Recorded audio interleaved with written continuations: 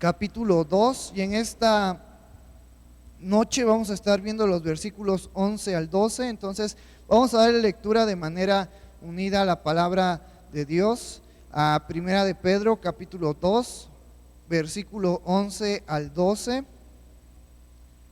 Seguimos con nuestro estudio de Pedro. Primera de Pedro capítulo 2, versículo 11 al 12. Te voy a invitar a que lo leamos juntos. La palabra del Señor dice: Amados, yo ruego como a extranjeros y peregrinos que os abstengáis de los deseos carnales que batallan contra el alma, manteniendo buena vuestra manera de vivir entre los gentiles, para que en los que murmuran de vosotros como de malhechores, glorifiquen a Dios en el día de la visitación, al considerar vuestras buenas obras. Puedes tomar tu lugar. Y es bien interesante esta carta que Dios nos dejó a través del apóstol Pedro. Ahora en estos dos versículos el apóstol Pedro le recuerda a los hermanos dónde está nuestra identidad, dónde está nuestra ciudadanía. Empieza este versículo 11 diciendo amados, porque aunque versículos anteriores ha sido una palabra fuerte para los hermanos que estaban escuchando y leyendo esta carta dada por Pedro en momentos de persecución, vemos que esa palabra de exhortación no hace referencia a un regaño, a estar molesto, sino a animar a los hermanos, pero también a que los hermanos sepan, recuerden dónde debe de estar su vida, qué deben de cambiar y qué deben de estar haciendo. Entonces el apóstol Pedro, con todo amor, con todo cariño, les dice amados, porque eran una familia. El apóstol Pedro estaba lejos de estos creyentes que estaban pasando por persecución en Asia, Asia Menor, Asia Mayor, parte de Europa. Sin embargo, el apóstol Pedro se sentía identificado con los creyentes, se sentía en sintonía, en armonía, porque al final de cuentas eran hijos de Dios.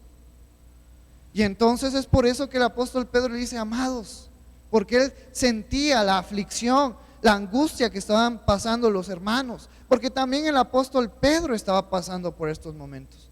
¿Qué podemos interpretar de esta palabra, amados? Tú y yo debemos de estar en sintonía con nuestros hermanos. ¿Sabes por qué? Porque el Espíritu Santo nos une. El Espíritu Santo es el que nos hace hermanos y más que hermanos. Cuando tú y yo, o cuando alguien de la iglesia está pasando por aflicción, nosotros deberíamos de estar pasando por aflicción. Cuando un hermano se goza, nosotros debemos de estar gozándonos con él. No tenemos que ser indiferentes con la situación que pasan los hermanos.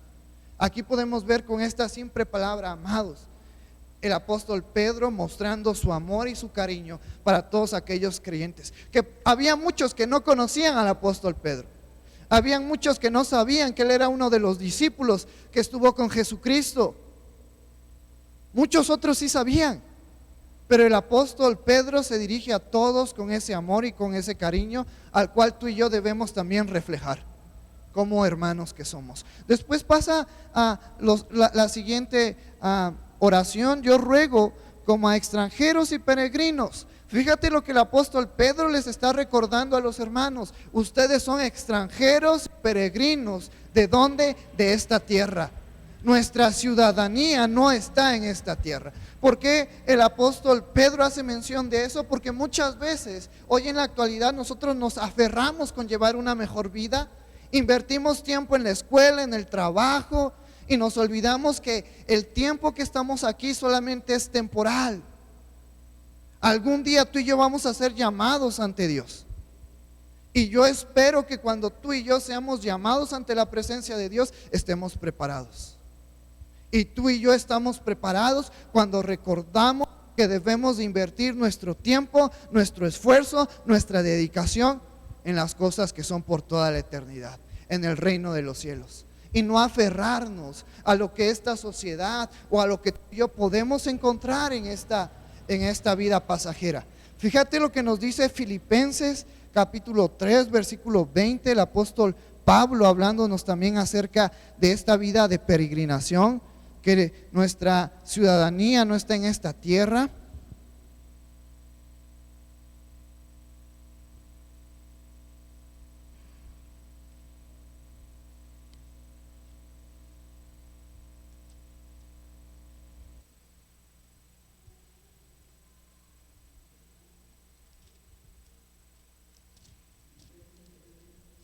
Filipenses capítulo 3, versículo 20.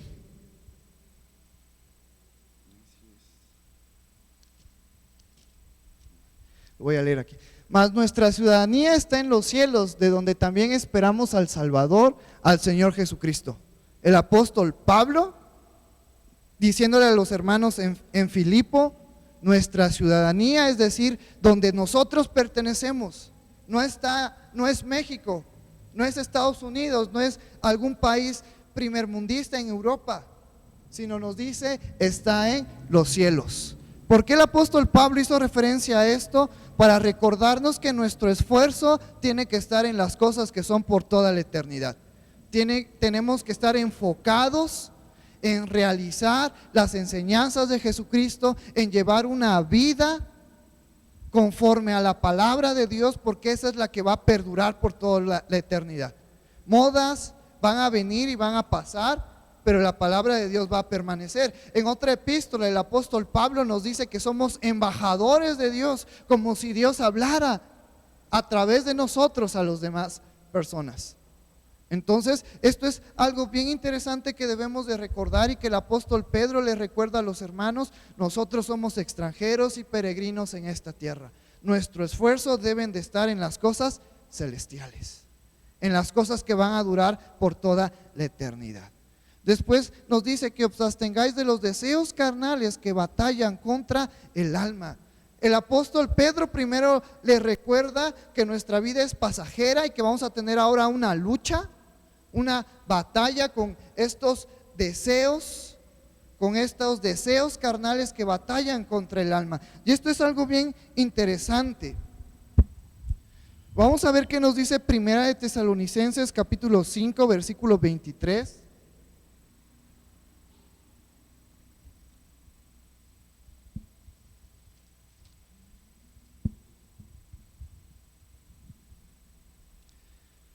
Y el mismo Dios de paz os santifique por completo, y todo vuestro ser, espíritu, alma y cuerpo sean guardados irreprensible para la venida de nuestro Señor Jesucristo. Para poder entender este versículo en Pedro, debemos primeramente recordar que nosotros como seres humanos, como creación de Dios, estamos conformados de un cuerpo, que es esto físico que podemos ver, nuestra piel, las partes de nuestro organismo. Estamos conformados de un espíritu, ese espíritu que se reconecta con Dios a través del Espíritu Santo, y de una alma, y esa alma hace referencia o está relacionada con nuestros deseos, con nuestras emociones que nos llevan a llevar una vida satisfecha o una vida de satisfacción. Entonces, cuando el apóstol Pedro nos dice que debemos de abstenernos de esos deseos carnales, yo te quiero en esta noche recordar que hay buenos deseos y buenas emociones que traen alegría o que traen satisfacción a nuestras vidas. Pero también hay malos deseos, hay malas emociones que pueden perjudicar nuestras vidas. Y conforme al diccionario, en la teología cristiana se le llama concupiscencia a sentir un deseo o un exceso de deseo no grato a Dios, contraria a la voluntad de Dios.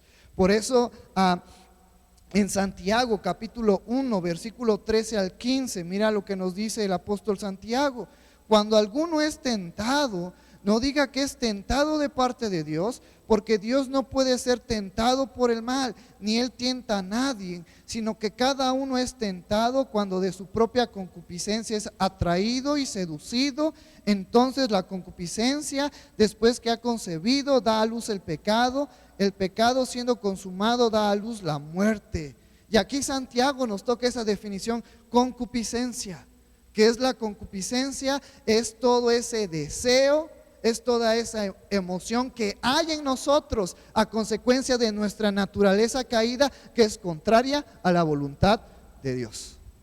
Y el apóstol Pedro le recuerda a los hermanos y nos recuerda a nosotros que debemos de estar luchando, debemos de estar absteniéndonos de todos esos deseos que son contrarios a la voluntad de Dios. ¿Por qué? Porque nosotros somos peregrinos en esta tierra. Esta sociedad se siente identificada con la vida en este mundo y se está corrompiendo.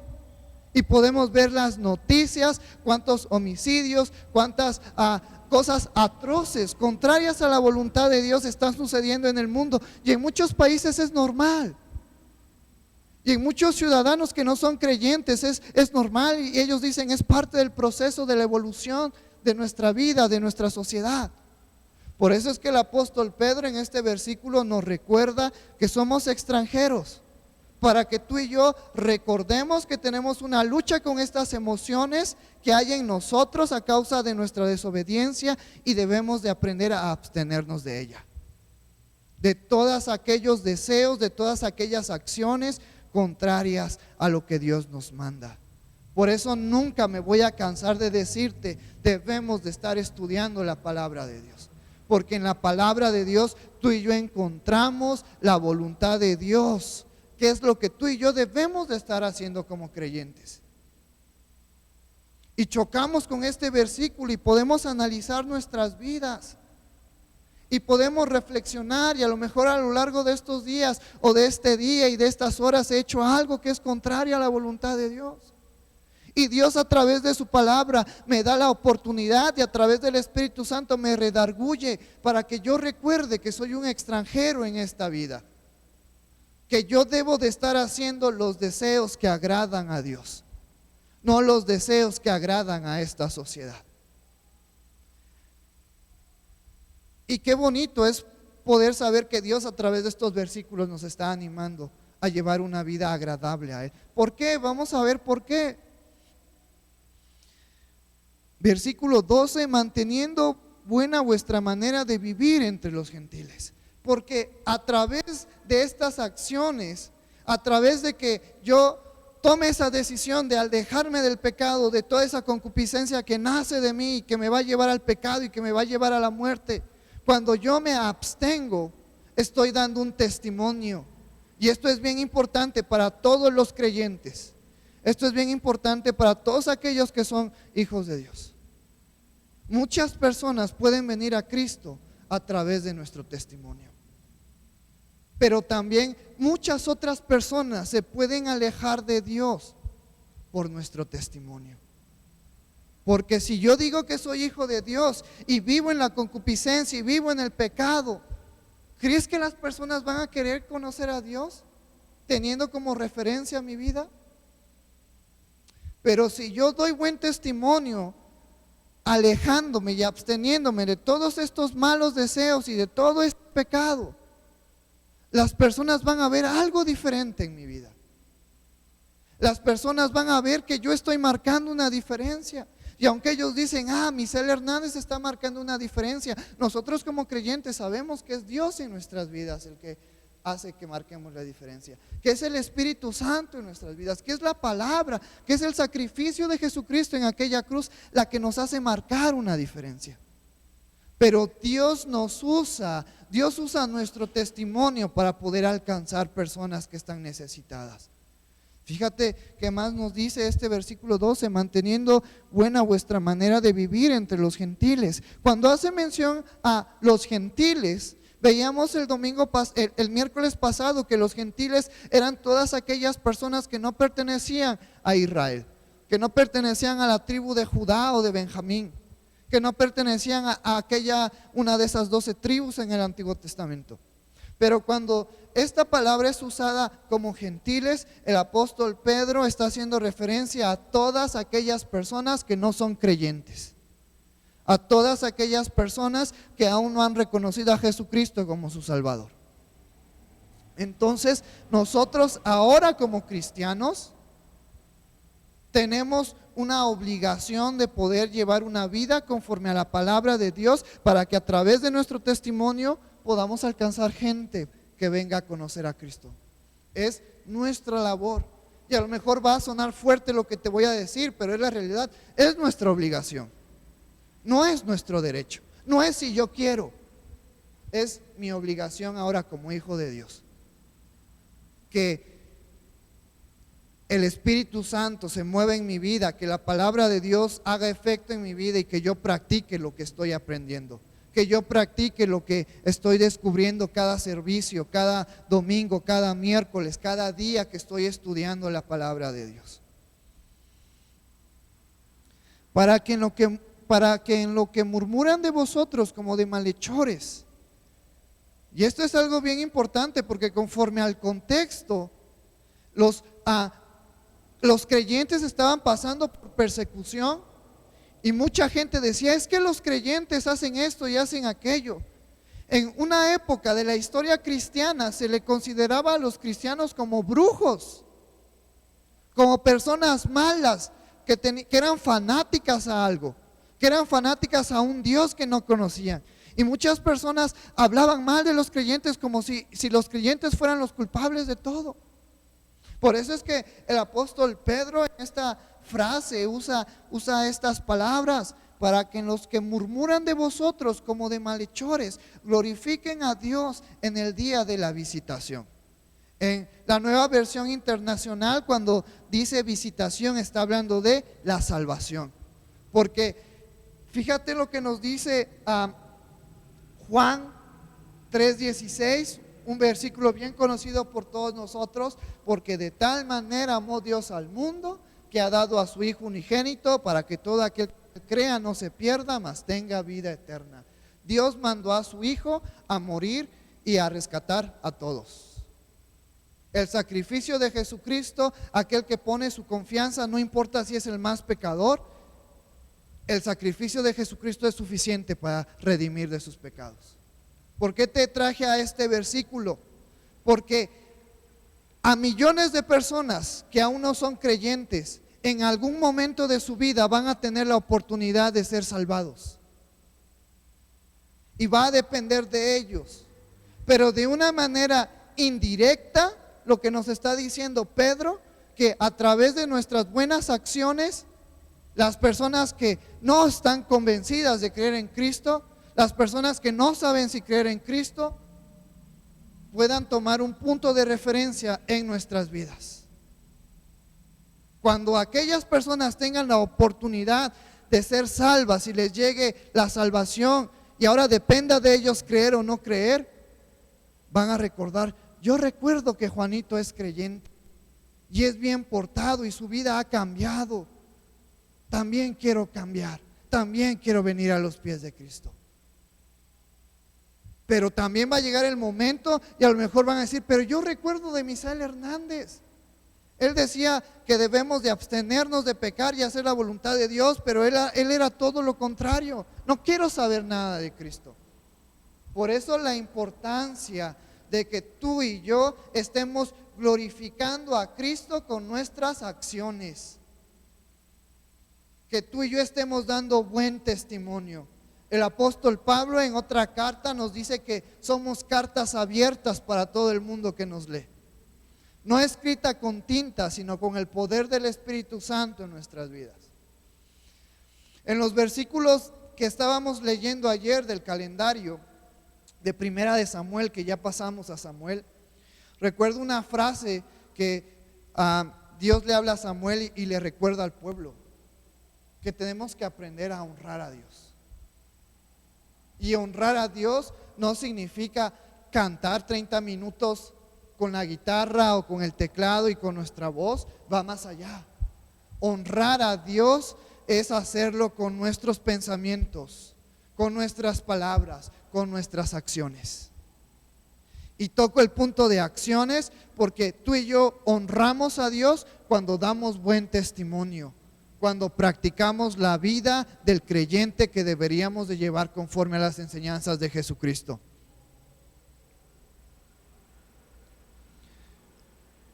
Glorifiquen a Dios en el día de la visitación al considerar vuestras buenas obras, vuestras buenas acciones, vuestra buena manera de comportarnos.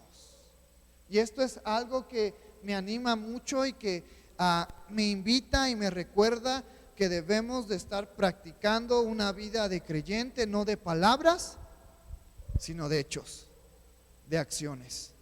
Entonces, son dos versículos, pero son versículos bien importantes que tú y yo debemos de estar recordando. Y no solamente recordando, sino practicándolas. Yo te invito, hermano, en este fin esta mitad de semana que aún nos queda, recordemos que tenemos que estar dando testimonio de lo que Cristo ha hecho en nuestras vidas, con nuestras acciones, con nuestras obras. ¿Quieres abundar un poquito más acerca de cómo podemos hacer buenas obras y recordar lo que estamos llamados a hacer?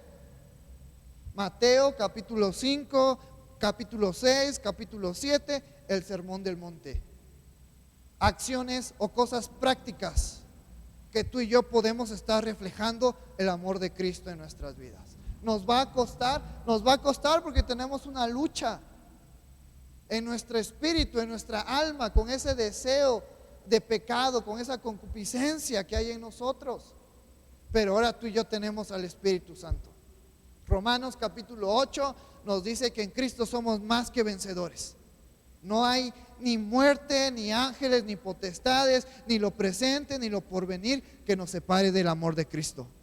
Entonces, sigamos practicando esa vida de creyentes, recordando que nosotros somos peregrinos y extranjeros en esta tierra, que nuestras acciones, que nuestro tiempo, que nuestro esfuerzo debe de estar en las cosas que son para toda la eternidad, en el reino de los cielos.